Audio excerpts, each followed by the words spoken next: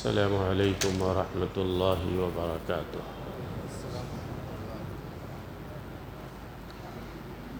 بسم اللہ الرحمن الرحیم۔ الحمد للہ رب العالمین، والصلاة والسلام علی سید الانبیاء والمرسلین، محمد وآلہ واصحابہ اجمعین۔ اما بعد، فاعوذ باللہ من الشیطان الرجیم۔ بسم اللہ الرحمن الرحیم۔ انما یعمر مساجد اللہ من آمن باللہ والیوم الآخر واقام الصلاة وآتى الزکاة ولم یخش الا اللہ فعسى اولئک ان یکونوا من المہتدین۔ صدق اللہ العلی العظیم وصدق رسولہ النبی الکریم، ونحن على ذلك من الشاہدین والشاکرین، والحمد للہ رب العالمین۔ رب اشرح لی صدری ویسر لی امری واحلل عقدۃ من لسانی یفقہوا قولی۔ سبحانک لا علم لنا الا ما علمتنا انک انت العلیم الحکیم۔ اللہم رب زدنی علما، اللہم انا نسألک علما نافعا، اللہم جنبنا الفواحش والمعاصی والخطایا والزلل ما ظہر منہا وما بطن۔ محترم حاضرین کرام، معزز سامعین اعظام، آج 6 دسمبر کی تاریخ ہے۔ یہ تاریخ تو ہر مسلمان کو یاد ہے اور یاد رکھنا چاہیے۔ بابری مسجد کی شہادت کا دن ہے۔ آج ہی کی تاریخ میں 92 میں دن کے اجالے میں ساری دنیا کی نگاہوں کے سامنے ظالموں نے، شرپسندوں نے، فرقہ پرستوں نے بابری مسجد کو شہید کر دیا تھا۔ بابری مسجد کو شہید ہوئے تقریباً 32 سال کا عرصہ گزر چکا ہے۔ بابری مسجد کی تاریخ آپ حضرات کو تو یاد ہو، لیکن جو نئی نسل ہے، نوجوان ہیں، 32 سال کا زمانہ گزر چکا ہے، ان کو شاید معلوم نہ ہو، یاد نہ ہو۔ ہمیں یاد رکھنا پڑے گا، ہمیں اپنی تاریخ یاد رکھنی پڑے گی۔ تلک الایام نداولها بین الناس۔ اللہ تعالی حالات عدلتے بدلتے رہتے ہیں۔ انشاءاللہ پھر ہمارے حالات آئیں گے۔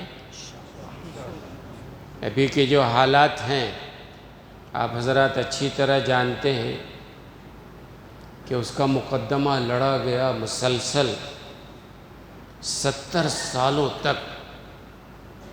آل انڈیا مسلم پرسنل لا بورڈ بھی، جمعیت علماء ہند بھی، اور دوسرے لوگوں نے مسلسل مقدمے کی پیروی کرتے رہے۔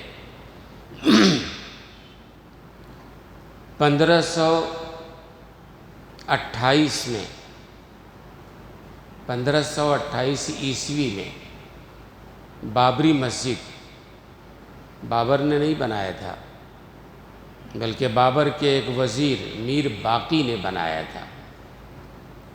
میر باقی نے 1528 میں بابری مسجد کو بنایا، اور اس وقت سے لے کر 1949، 40 پر 9، 1949 تک مسلسل اذانیں ہوتی رہیں، نمازیں ہوتی رہیں، جماعت ہوتی رہی۔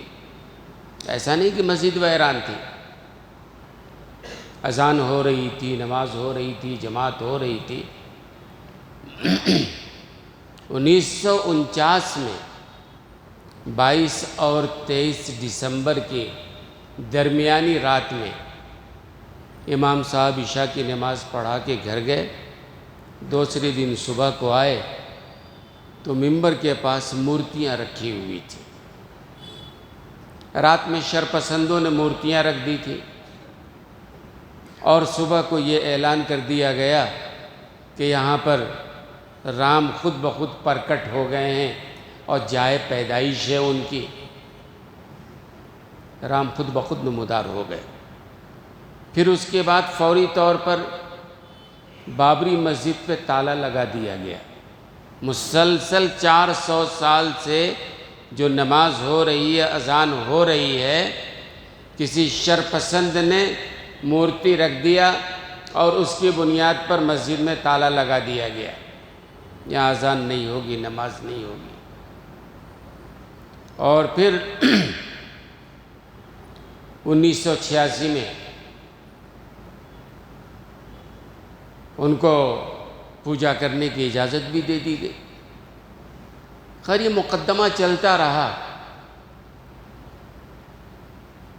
اور مسلمانوں نے یہ کہا تھا کہ سپریم کورٹ عدالت عالیہ جو فیصلہ کرے گی ہم اس کو مانیں گے۔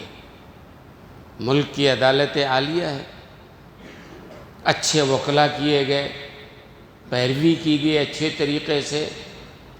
اور بڑی عجیب بات ہے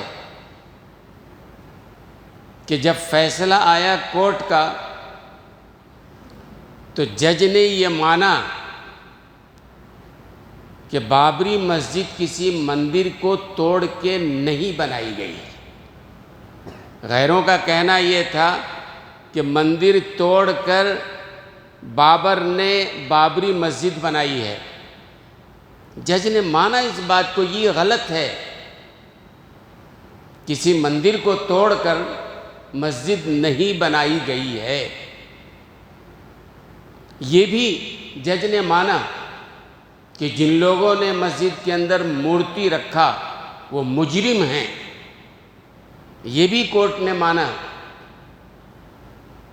کہ جن لوگوں نے مسجد کو توڑا ہے وہ مجرم ہیں، انہیں سزا ملنی چاہیے۔ سب ماننے کے باوجود مورتی رکھنے والے مجرم، توڑنے والے مجرم، یہاں پر کسی مندر کو توڑ کر مسجد کی تعمیر نہیں ہوئی ہے، مسجد اپنی جگہ پہ ہے۔ یہ ساری باتوں کے باوجود اخیر میں جج صاحب نے یہ کہا کہ آستھا کی بنیاد پر یہ جگہ ہندوؤں کے حوالے کی جاتی ہے، رام مندر بنانے کے لیے دی جاتی ہے۔ ظاہر ہے ملک کا قانون آستھا کی بنیاد پہ نہیں چلتا ہے، ملک کا نظام جو ہے قانون کی بنیاد پر، آئین کی بنیاد پہ چلتا ہے۔ یہ کہنا کہ ہماری آستھا ہے، آستھا کی بنیاد پہ جج نے فیصلہ کر دیا، ساری دنیا نے کہا کہ بھائی اس طرح نظام تو نہیں چلتا ہے نا۔ کسی صاحب نے کہا کل ہو کے چلو، ہماری اکثریت ہو گئی اور ہمارے زیادہ ممبر پارلیمنٹ ہو گئے، ہماری حکومت آ گئی، اور اس وقت ہم یہ کہنے لگے ہماری آستھا یہ ہے کہ یہ مندر جو بنائی گئی ہے مسجد توڑ کے بنائی گئی ہے، جب کیا ہوگا؟ ہندوؤں کا یہ کہنا تھا کہ بابری مسجد بنائی گئی ہے مندر کو توڑ کر، اور جمعیت علماء شروع سے یہ کہتی رہی ہے کہ بابری مسجد کسی مندر کو توڑ کر نہیں بنائی گئی ہے۔ اس کی وجہ بھی ہے کہ اسلام میں غصب کی ہوئی زمین پر مسجد کا تعمیر کرنا درست صحیح نہیں۔ غصب کسی شخص کی زمین ہو، جبراً لے لیا جائے، ظلماً لے لیا جائے، مسجد تعمیر کر دی جائے، جائز نہیں ہے۔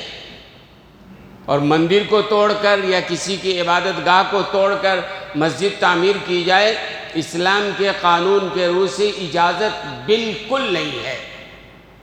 لہذا جمعیت علماء اور مسلم پرسنل لا بورڈ کورٹ میں کہتی رہی کہ اگر یہ ثابت ہو جائے کہ مندر توڑ کر مسجد بنائی گئی ہے، ہم خود اس کو توڑ دیں گے، ہم مسجد نہیں مانیں گے، کیونکہ اسلام کا قانون ہے کہ جبراً، ظلماً کسی کی جگہ غصب کر کے یا کسی کی عبادت گاہ کو توڑ کر مسجد کی تعمیر اسلام میں جائز ہی نہیں ہے۔ لیکن اس کے باوجود جب فیصلہ آیا تو دلائل کی بنیاد پہ نہیں، شواہد کی بنیاد پہ نہیں، بلکہ آستھا کی بنیاد پہ آیا۔ جج یہ کہہ رہا ہے کہ مندر توڑ کر مسجد نہیں بنائی گئی۔ مولانا کہتے ہیں کیس تو ہم جیت گئے، ہمارا بھی یہی کہنا تھا کہ بابر نے کسی مندر کو توڑ کر مسجد نہیں بنایا ہے، اور جو لوگ یہ کہتے تھے کہ بھئی بابر نے مندر توڑ کر مسجد بنائی، کورٹ نے تو کہہ دیا نہیں، بابر نے نہیں توڑا ہے، اب ان پر الزام ہے کہ آپ نے مسجد کو توڑ کر مندر بنایا ہے۔ مورخ نے نوٹ کیا ہے، ساری دنیا نے دیکھا ہے کس طرح یہ معاملہ ہوا ہے۔ کورٹ کا فیصلہ آیا، اس کے بعد کویت کے ایک بڑے لائر نے، ظفریاب جیلانی صاحب جو یہ کیس لڑ رہے تھے، ان کے پاس کہ اگر آپ کہیں تو اس مسئلے کو ہم، چونکہ یہاں کا جو فیصلہ ہے وہ آستھا کی بنیاد پر فیصلہ ہے، کسی شواہد اور دلیل کی بنیاد پہ نہیں ہے، اگر آپ کہیں تو ہم اس کو عالمی کورٹ میں لے جائیں گے، اور عالمی کورٹ میں جو فیصلہ ہوگا وہ ظاہر دلائل کی بنیاد پر ہوگا۔ لیکن انہوں نے کہا چلو چھوڑو، خواہ معاملہ جتنا آگے بڑھائیں گے یہ فرقہ وارانہ، یہ جو لوگ بٹ گئے ہیں، دلوں میں نفرت آ گئی ہے، بات اور بڑھتی رہے گی۔ ایک مسجد، چلو ٹھیک ہے، کورٹ کا فیصلہ آ گیا، مسلمانوں نے صبر کر لیا، معاملہ اللہ کے حوالے کر دیا۔ اور اس کے بعد اس وقت ہی 1991 میں قانون بنا تھا پارلیمنٹ میں کہ 1947 کے وقت جس عبادت گاہ کی جو حیثیت ہے، خواہ وہ مسجد کا معاملہ ہو، مندر کا معاملہ ہو، گردوارے کا معاملہ ہو، چرچ کا معاملہ ہو، جتنے بھی مذہبی مقامات ہیں، 1947 میں جس کی جو پوزیشن تھی وہ اب باقی رہے گی۔ آئندہ کوئی دعویٰ نہیں کرے گا کہ یہ مسجد ہے اور یہ مندر ہے اور یہ مندر توڑ کر کے یہ مسجد بنائی گئی، کچھ نہیں۔ 1991 میں پارلیمنٹ نے یہ پاس کیا قانون کہ بھئی بابری مسجد کا تو کیس چل رہا تھا، اس کا استثناء دے کر اس کو چھوڑ کر باقی اور پورے ملک میں جتنے بھی مذہبی مقامات ہیں ان کے بارے میں یہ فیصلہ ہوا تھا کہ جو جس حالت میں 1947 میں تھا اس کی وہ حالت باقی رہے گی۔ اس قانون کے باوجود اب آپ دیکھ رہے ہیں کتنا بڑا انتشار پھر پیدا کیا جا رہا ہے۔ سنبھل کی جامع مسجد کا معاملہ ابھی پیش آیا، ہمارے کئی نوجوان شہید ہو گئے۔ بدایوں کے جامع مسجد کا معاملہ پھر سامنے لایا گیا، دہلی کے جامع مسجد کا معاملہ سامنے لایا گیا، اور اجمیر درگاہ کا مسئلہ سامنے لایا گیا۔ پھر متھرا کا تو پہلے سے چل رہا ہے، بنارس کا تو پہلے سے چل رہا ہے، اب نئی جگہوں پہ ہر اسٹیٹ میں ہر جگہ یہ معاملہ اٹھایا جا رہا ہے۔ آپ سمجھیں کہ معاملہ کہاں جا کے رکے گا؟ یہ ظاہر ہے اس طرح ہر مسجد پہ دعویٰ اور جامع مسجدوں پر دعویٰ، جو بڑی بڑی مسجدیں ہیں، سنبھل کی جامع مسجد جو 500 سال سے زیادہ قدیم ہے، بدایوں کی جامع مسجد 800 سال سے زیادہ قدیم ہے، دہلی کی جامع مسجد سینکڑوں سال پرانی ہے، اور ایسی جو مساجد ہے، اجمیر کی درگاہ تقریباً 800 سال، یہ ان جگہوں پر یہ دعویٰ کرنا کہ مندر توڑ کر یہاں اس مسجد کی تعمیر کی گئی ہے، کھدائی کی جائے، سروے کرایا جائے، اور پھر آخر میں وہی بابری مسجد کی کہانی کورٹ میں لڑتے رہیں۔ ابھی آپ نے دیکھا کہ سنبھل کے معاملے میں آنن فانن فوری طور پر لوور کورٹ نے فیصلہ کر دیا سروے ہونا چاہیے، اور چند گھنٹوں کے درمیان جو ہے پولیس اور سروے کرنے والے پہنچ گئے، اور پھر اس کے بعد جو ہنگامہ فساد ہوا وہ آپ جانتے ہیں۔ ہر جگہ ہر مسجد کے معاملے میں مسلمانوں کو الجھایا جا رہا ہے، اس ملک میں نفرت کی آگ لگائی جا رہی ہے، دو طبقوں میں بانٹا جائے۔ ایسے میں دوستوں اور بزرگوں، ہمارے لیے سوال ہے کہ ہمیں کیا کرنا چاہیے آخر؟ بھئی جہاں تک مسجد کا معاملہ ہے، مسجد سے مسلمان کبھی بھی الگ نہیں ہو سکتا ہے۔ مسجد مسلمانوں کی شہ رگ ہے اور مسلمانوں کے لیے مرکز اور محور ہے۔ مسلمان جہاں کہیں بھی گئے، اپنا گھر بعد میں بنایا، پہلے اللہ کا گھر انہوں نے بنایا ہے۔ حضرت آدم علیہ السلام کو زمین پر اتارا گیا، اپنا گھر بعد میں تعمیر کیا، پہلے انہوں نے اللہ کا گھر تعمیر کیا ہے۔ جناب رسول اللہ صلی اللہ علیہ وسلم ہجرت فرما کر جب مدینہ طیبہ تشریف لائے ہیں، اپنا گھر بعد میں بنایا، پہلے مسجد قباء میں آپ نے مسجد کی تعمیر فرمائی ہے۔ پھر اس کے بعد جب آپ مدینہ منورہ اس بستی میں، اس محلے میں آئے ہیں جہاں آج مسجد نبوی ہے، دو غریب یتیم سہل سہیل دو بچوں کی جگہ تھی، جناب رسول اللہ صلی اللہ علیہ وسلم نے خرید کر پہلے مسجد کی تعمیر فرمائی ہے، مدرسے کی تعمیر فرمائی ہے، اس کے بعد اپنے گھروں کا انتظام کیا ہے۔ مسلمانوں کے لیے مسجد جو ہے مرکز ہے، ایک محور ہے، اس کے بغیر مسلمان نہیں جی سکتا ہے۔ اور صحیح بات تو یہ ہے کہ مسلمان جہاں کہیں بھی گئے، جہاں بھی ان کو چھوٹی بستی بنی ہے یا بڑی بستی، پہلے انہوں نے مسجد تعمیر کیا ہے۔ سیدنا حضرت عمر ابن خطاب رضی اللہ تعالیٰ عنہ کے زمانے میں مسلمانوں کے لیے ایک حفاظتی مرکز بنانا تھا، تو حضرت عمر ابن خطاب رضی اللہ تعالیٰ عنہ نے لوگوں سے کہا کہ مدینے کے اطراف میں دور دراز پہ کوئی ایسا علاقہ ڈھونڈو جہاں مسلمانوں کے لیے فوجی چھاؤنی اور مسلمانوں کا مرکز بنایا جائے۔ کون سا علاقہ ہوگا؟ شرط یہ ہے کہ مدینے اور اس جگہ کے درمیان کوئی دریا حائل نہیں ہونا چاہیے۔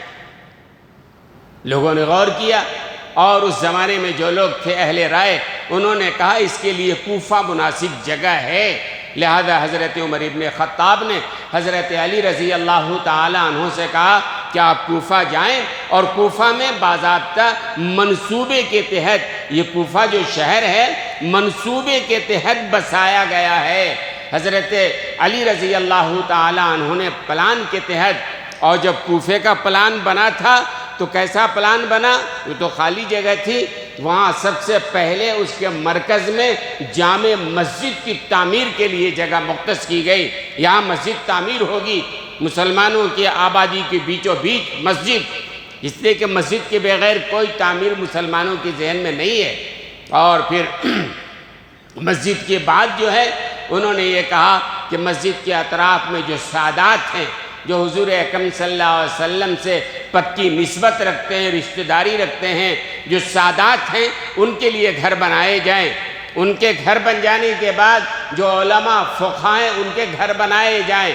علماء اور فقہاء کے گھر کے بعد عامت المسلمین کے گھر بنائے جائیں، اور عامت المسلمین کے گھر بن جانے کے بعد فوجیوں کے گھر بنائے جائیں، فوجی چھاؤنی بنائی جائے۔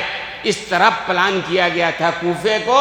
تو میں یہ کہہ رہا تھا اس کوفے میں سب سے پہلے مسجد کی جگہ مختص کی گئی اور جامع مسجد کے لیے جگہ متعین کیا گیا ہے۔ تو دوستوں اور بزرگوں، مسلمان مسجد کے بغیر نہیں رہ سکتا ہے۔ مسلمان کو نماز پڑھنا ہے، اور یہ مسجد جو ہے نا، یہ صرف نماز پڑھنے کی جگہ نہیں ہے۔ مسجد اسی بنیاد پر، مسجد کے لفظی معنی اگر آپ دیکھیں گے تو مسجد کے معنی ہے سجدہ کرنے کی جگہ۔ مسجد کا لفظی ترجمہ کیا ہے؟ جہاں سجدہ کیا جائے۔ اب نماز پڑھی جاتی ہے اور نماز میں سجدہ سب سے اہم شے ہے، اسی بنیاد پر اس مسجد کا نام مسجد سجدہ گاہ رکھا گیا ہے۔ پوری دنیا میں آپ دیکھ رہے ہیں کہ مسجد ہی اس کا نام ہے، اور اس کے تحت حضور اکرم صلی اللہ علیہ وسلم نے جو مدرسہ تعمیر کیا تھا، مسجد نبوی میں مسجد نبوی تعمیر کیا ہے، وہ صرف نماز کے لیے نہیں، بلکہ وہیں عدالت بھی لگتی تھی، وہیں ضیافت بھی ہوتی تھی، اور وہیں فوجی عدالت بھی قائم ہوتی تھی۔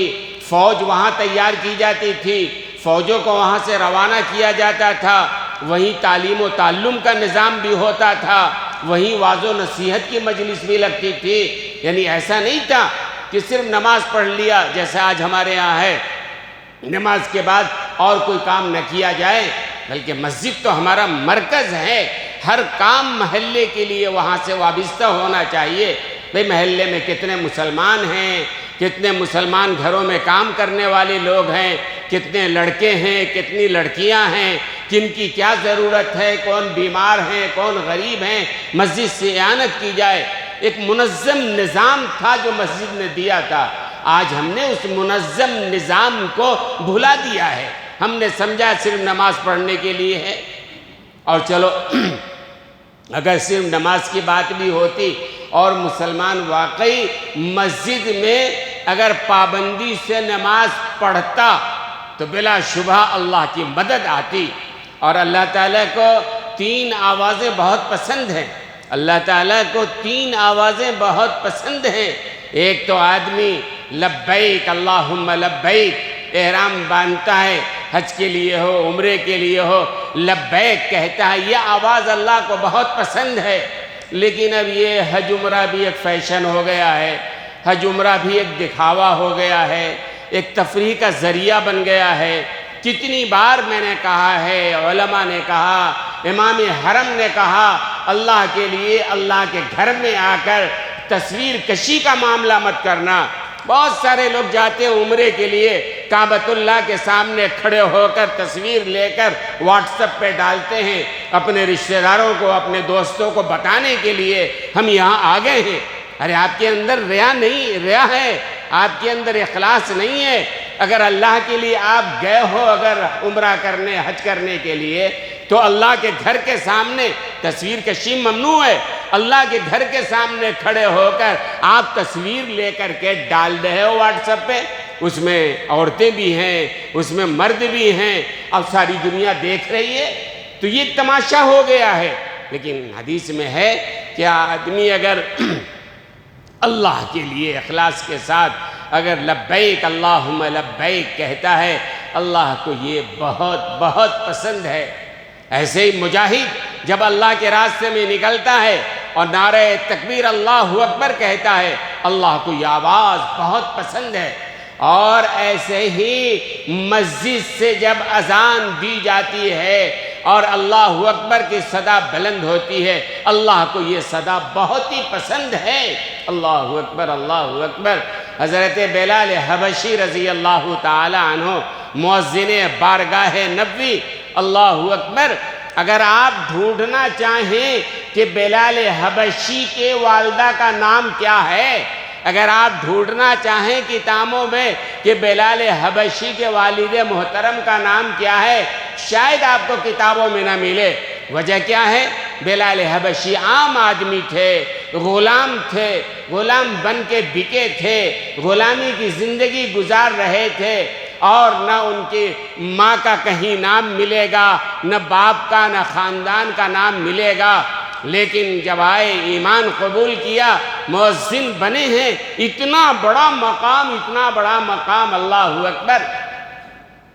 ایک دفعہ سیدنا عمر ابن خطاب رضی اللہ تعالی عنہ بیٹھے ہوئے ہیں، صحابہ بیٹھے ہوئے ہیں، مدینہ منورہ کی بات ہے، بڑے بڑے رؤسا مالدار حضرت عمر ابن خطاب کے ساتھ بیٹھے ہوئے، حضرت بلال حبشی آ گئے تو حضرت عمر ابن خطاب نے کہا کہ بلال سیدنا، کہ بلال تو ہمارے سردار ہیں۔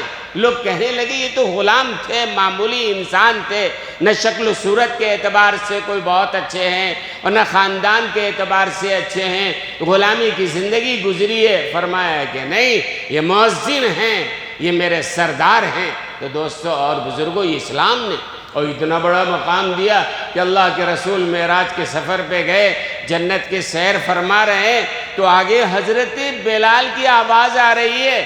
اللہ کے رسول نے پوچھا، جبریل یہ کس کی آواز ہے؟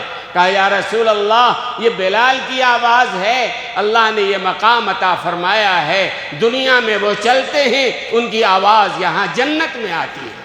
یہ مقام کیوں ملا؟ یہ اللہ کو یہ آواز پسند ہے۔ ایسی روایتوں میں آتا ہے کہ 3 کام ایسے ہیں کہ آدمی جب کرتا ہے تو اللہ کی مدد ضرور شامل حال ہوتی ہے۔ 3 کام، اور آج تو مؤذنوں کے ساتھ جو معاملہ ہے، اماموں کے ساتھ جو معاملہ ہے، وہ تو آپ اچھی طرح جانتے ہیں نا۔ ابھی میں نے مولانا الیاس گمن صاحب کو سن رہا تھا، غور سے سنیں۔ حضرت مولانا الیاس گمن صاحب ایک بڑے عالم ہیں، اور جو بات کرتے ہیں دلائل کی بنیاد پہ کرتے ہیں۔ حضرت مولانا الیاس گمن صاحب دامت برکاتہم فرماتے ہیں کہ مؤذن 5 بار اللہ کی طرف لوگوں کو دعوت دیتا ہے، اذان دیتا ہے۔ فرمائے کہ اس سے بڑا مبلغ کون ہوگا، اس سے بڑا داعی کون ہوگا؟ لوگوں کو اللہ کی طرف بلا رہا ہے، 5 وقت لوگوں کو حی علی الصلاۃ، نماز کے لیے آؤ، حی علی الفلاح، کامیابی کی طرف آؤ۔ امام، خطیب ہزاروں کے سامنے قرآن و حدیث کے دلائل کے بنیاد پر لوگوں کو صراط مستقیم کی رہنمائی کرتا ہے، وہ مبلغ نہیں ہے، وہ داعی نہیں ہے۔ آگے حضرت کہتے ہیں کہ وہ پکوڑے بیچنے والا 4 آدمی کو لے کر مسجد میں بیٹھ جاتا ہے اور بیان شروع کر دیتا ہے۔ وہ اپنے آپ کو بڑا مبلغ سمجھتا ہے، وہ اپنے آپ کو داعی سمجھتا ہے۔ امام کو مبلغ نہیں سمجھا جاتا ہے، مؤذن کو داعی نہیں سمجھا جاتا ہے، خطیب کو مبلغ نہیں سمجھا جاتا ہے۔ یہ بڑے افسوس کی بات ہے۔ امت کہاں جا رہی ہے؟ تو فرمایا کہ 3 چیز ہے کہ اللہ کی مدد اس میں آتی ہے۔ 3 کام ہیں کہ جب وہ کیا جائے تو اللہ کی مدد شامل حال ہوتی ہے۔ ایک کام تو یہ ہے، کوئی بندہ گنہگار ہے، اللہ کے سامنے توبہ کرتا ہے، سچے دل سے جو بندہ توبہ کرتا ہے اور اللہ سے کہتا ہے اے اللہ میں گناہوں سے بچنا چاہتا ہوں، آپ مجھے گناہوں سے بچا لیجئے، توبہ کرتا ہے سچے دل سے اور اللہ سے کہتا ہے اے اللہ ہم گناہوں سے بچنا چاہتے ہیں، آپ ہمیں گناہوں سے بچا لیجئے، تو اللہ کہتے ہیں میرے اوپر لازم ہے کہ ایسے بندے کو ہم گناہوں سے بچائیں۔ لازم ہے، جو بندہ سچے دل سے توبہ کرتا ہے اور اللہ سے کہتا ہے اللہ گناہوں سے بچا لیجئے، تو میرے اوپر لازم ہے کہ ہم اس کو گناہوں سے بچائیں۔ ایک دوسرا فرماتے ہیں کسی شخص کی بیٹی کا رشتہ طے ہو گیا ہو، شادی کی تاریخ طے ہو گئی ہو، اسباب اس کے پاس کچھ بھی نہ ہو، پیسے اس کے پاس نہیں ہو، وہ بیچارہ پریشان ہو کیسے ہوگا کیا ہوگا، تاریخ طے ہو گئی ہے ہمارے پاس پیسے نہیں ہیں، تو کہتے ہیں اللہ تعالیٰ کو یہ رشتہ اتنا پسند ہے کہ اللہ ضرور غیب سے اس کی مدد کرتے ہیں اور بیٹی عزت کے ساتھ اپنے گھر کی ہو جاتی ہے، رخصت ہو جاتی، اللہ کی مدد آتی ہے۔ ایسے ہی کوئی آدمی اگر اخلاص کے ساتھ اللہ کے گھر کی تعمیر کا کام، آج بھی اللہ کے گھر کی تعمیر کا کام ہو رہا ہے، اور الحمدللہ اگر آپ دیکھیں کل کے مقابلے میں تو آج مسجدیں زیادہ ہیں، مسجدیں بن رہی ہیں، ہر علاقے میں ہر محلے میں مسجدیں بن رہی ہیں، تو آدمی اگر اخلاص کے ساتھ یہ کام کرتا ہے اس کے لیے بھی اللہ کی مدد آتی ہے، پکی بات ہے۔ حضرت مولانا ذوالفقار صاحب دامت برکاتہم پیر صاحب کے نام سے مشہور ہے، حضرت نے ایک جگہ جا کے یہ تقریر فرمایا کہ کوئی آدمی اللہ کے لیے اگر مسجد کی تعمیر کے لیے کوشش کرتا ہے تو اللہ کی مدد ضرور ہوتی ہے۔ وہاں ایک چھوٹی سی مسجد تھی، شیٹ کی تھی، بوسیدہ تھی، پرانی مسجد تھی، پانی ٹپکتے تھی۔ حضرت بیان کر کے چلے گئے، وہاں کے جو امام صاحب تھے پکے آدمی تھے، بھئی حضرت نے پیر صاحب نے اللہ کے ولی نے ایک بڑے عالم نے یہ بات کہی ہے، یقینی طور پر اللہ کی مدد آئے گی، پیسہ تو ہے نہیں کیسے تعمیر کریں گے؟ حضرت نے فرمایا جو اللہ کے لیے تعمیر کا ارادہ کرتا ہے اللہ کی مدد آتی ہے۔ انہوں نے یہ کیا کہ فجر کی نماز ہو گئی، لوگ چلے گئے، انہوں نے مزدوروں کو بلایا، چھوٹی مسجد تھی، بوسیدہ مسجد تھی، شیٹ کی مسجد تھی، انہوں نے توڑوا دیا، شام تک مسجد مکمل ٹوٹ گئی، شہید ہو گئی۔ اب شام کو لوگ آئے، دیکھا مسجد نہیں ہے، امام صاحب نے پوچھا یہ کیا بھائی؟ کہنے لگے نئی مسجد بنانی ہے۔ ٹھیک ہے بنانی ہے، پیسہ ہے آپ کے پاس؟ کہا نہیں پیسے نہیں ہیں۔ آپ کے پاس پیسے نہیں ہیں، آپ نے مسجد توڑوا دی ہے، سردی کا موسم آنے والا ہے، بھئی کیا بنے گا آخر؟ لوگوں نے بٹھایا حضرت کو، آپ نے یہ کیا کر دیا؟ تو انہوں نے کہا وہ پیر صاحب کی بات میں نے سنا تھا، حضرت فرما رہے تھے کہ کہ مسجد کی تعمیر کے لیے کوئی ارادہ کرتا ہے تو اللہ کی مدد ضرور آتی ہے، اس لیے میں نے توڑوا دیا ہے۔ کہ عجیب بات ہے، لوگوں نے حضرت کو فون کیا، حضرت آپ نے یہ کیا غضب کیا، آپ نے ہمارے محلے کی مسجد کو توڑوا دیا ہے۔ حضرت نے کہا میں نے تو نہیں توڑوایا ہے۔ پوری بات ان کے سامنے آئی تو حضرت نے کہا بھائی میں نے جو بات کہی ہے سچی بات کہی ہے، پکی بات کہی ہے کہ کوئی آدمی اللہ کے لیے اگر مسجد کی تعمیر کا کام کرتا ہے اللہ کی مدد ضرور آتی ہے۔ اچھا، ایک ہفتہ گزر گیا، کوئی سبب نہیں ہے، 2 ہفتہ گزر گیا، 3 ہفتہ گزر گیا۔ اب امام صاحب پر پریشر، وہ امام صاحب ذرا خود مختار ہوں گے، یہاں تو کوئی بول بھی نہیں سکتا ہے، وہ ذرا خود مختار ہوں گے۔ اب پریشر بڑھنے لگا، آپ نے مسجد توڑوا دیا ہے، پیسے ہیں نہیں، سردی کا زمانہ آ رہا ہے، کیا بنے گا؟ تو حضرت نے کیا بس رو رو کے نفل پڑھ کے اللہ سے دعا شروع کیا، اے اللہ تیرے ایک ولی نے، ایک بڑے عالم نے یہ بات کہی ہے، ان کی بات کی لاج رکھ لے، اے اللہ ہماری بھی عزت رکھ لے۔ دعا کرنا شروع کیا۔ ایک دن بیٹھے ہوئے تھے فجر کے بعد، ایک صاحب آئے، انہوں نے کہا مولانا کیا بات ہے، مسجد بنانی ہے کیا؟ کہنے لگے ہاں مسجد بنانی ہے۔ کتنی بڑی مسجد بنانی ہے؟ چھوٹی مسجد تو بتائے، اتنی بڑی مسجد ہے، اتنا خرچ ہے۔ تو اس آدمی نے پوچھا آپ کے پاس رقم ہے؟ کہا نہیں میرے پاس کچھ بھی نہیں ہے۔ تو انہوں نے کہا تعمیر میں میں حصہ لے سکتا ہوں؟ کہا بالکل لے سکتے ہیں آپ۔ تو اس بندے نے کہا میری 2 شرط ہے، میں مسجد کے تعمیر میں حصہ لوں گا لیکن میری 2 شرط ہے۔ پہلی شرط یہ ہے کہ میرا نام ہرگز کسی کو نہیں بتائیں گے۔ مسجد بنانے جا رہا ہے، پیسہ دینے جا رہا ہے، شرط کیا لگا رہا ہے؟ میرا نام ہرگز کسی کو نہیں بتائیں گے۔ آج کیا ہوتا ہے؟ آپ بھی جانتے ہیں کیا ہوتا ہے۔ آج اگر کوئی مسجد میں حصہ ڈالے تو چاہتا ہے کہ بڑی شہرت ہو، مسجد میں اعلان کیا جائے، لوگ جانیں فلاں صاحب نے بھائی مسجد تعمیر میں حصہ لیا ہے، لاکھوں کی رقم دیا، اتنا بڑا اتنا بڑا، یہ خواہش۔ اس بندے نے کہا نہیں، میری پہلی شرط یہ ہے کہ آپ ہرگز کسی کو میرا نام نہیں بتلائیں گے۔ دوسری شرط یہ ہے کہ آپ کسی اور سے چندہ نہیں کریں گے، ہرگز کسی اور کو اس میں شامل نہیں کریں گے، تنے تنہا پوری رقم خاموشی کے ساتھ میں دیتا ہوں، آپ کام کرائیں اور میرا نام کسی کو نہ بتائیں۔ حضرت نے کہا الحمدللہ، اور اس طرح دینا شروع کیا۔ 3 مہینے کے اندر مسجد تعمیر ہو گئی۔ مسجد تعمیر کے بعد وہ پیر صاحب کو فون کیا، حضرت آپ نے ہی شروع کروایا تھا اور مصیبت آئی تھی اللہ نے ٹال دیا، مسجد تعمیر ہو گئی، آ کے افتتاح فرما دیجئے۔ حضرت نے آ کر کہا بھئی اللہ کی مدد شامل حال ہوتی ہے، ان 3 باتوں پر اللہ کی مدد۔ کوئی آدمی سچے دل سے گناہوں سے توبہ کرے اور بچنے کا ارادہ کرے، اللہ گناہوں سے بچاتے ہیں۔ بیٹی کی شادی ہے، کچھ نہیں، اللہ غیب سے انتظام فرماتے ہیں۔ مسجد کے تعمیر کا ارادہ ہے تو دوستوں اور بزرگوں، یہ مسجد شہید کی گئی ہے، بابری مسجد شہید کی گئی ہے۔ اس کے بعد آپ دیکھ رہے ہیں کہ نئی مسجدوں کی فہرست سامنے آ رہی ہے۔ یہ معاملہ کہاں رکے گا، کیا ہوگا، سمجھ میں نہیں آ رہا ہے۔ اللہ غیب سے، وہ ایک بات ہے نا، وہ املی لہم ان کیدی متین، یہ مکر کر رہے ہیں، مکر کرنے دیجئے۔ مکر کرنے والوں نے پہلے بھی مکر کیا ہے۔ فرعون نے مکر کیا، اپنے انجام کو پہنچ گیا۔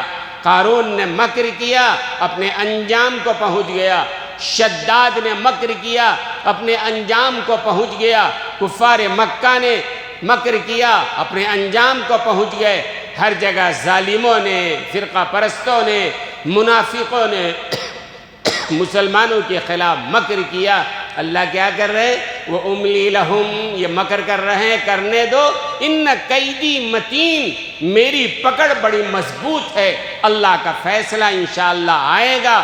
شرط یہ ہے ہم کو بدلنا پڑے گا، ہم کو اپنے سجدوں سے اللہ کے گھر کو آباد کرنا ہوگا، نمازیں ہمیں پابندی سے پڑھنی ہوں گی، اپنے صفوں میں اتحاد پیدا کرنا ہوگا، گناہوں سے ہمیں بچنا پڑے گا، اللہ کی طرف رجوع کرنا پڑے گا، اللہ کے سامنے رونا گڑگڑانا پڑے گا۔ ہمارا ایمان ہے، ہمارا عقیدہ ہے کائنات میں وہی ہوتا ہے جو اللہ چاہتے ہیں، اللہ کے چاہے بغیر کچھ نہیں ہوتا ہے۔